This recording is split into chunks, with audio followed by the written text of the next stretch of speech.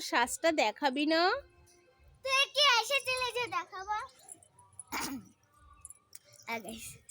সরস্বতী পুজোর জন্য আমি এই শাড়ি পরেছি। বাবা একটু দূরে যা।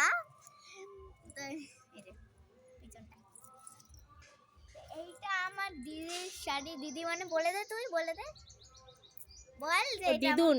হ্যাঁ, আমার দিদুনের শাড়ি। পিছনে একটা আছে, তো এটা দেখানো যাবে না। আপনারা বিশ্বাস করবেন না যে এটা আমার দিদুনের শাড়ি। এটা সত্যি দিদুনেরই শাড়ি হয় না মানে। তো আমি সরস্বতী পুজোর জন্য আমি এটা পরেছি। এরকম আমি এটা সেই সকাল থেকে পড়ে আছি।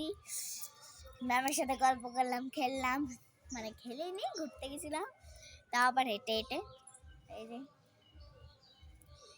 তো আমি ফ্লিপকার্ট থেকে একটা জামা অর্ডার করেছিলাম, তো এটাতে তোমাদেরকে দেখানো হয়নি। তো আমি স্নান টান করে তারপর আমি তোমাদেরকে দেখাবো। তো আমি তো এটা পরেছি, জামা পরেছি, ব্লাউজ পরিনি, কারণ কি এরকম আমার ম্যাম মেহেন্দি পরিয়ে দিয়েছে। এত পরিয়ে দিয়েছে। তো লাইক করবেন, শেয়ার করবেন, সাবস্ক্রাইব করবেন। তো বাই।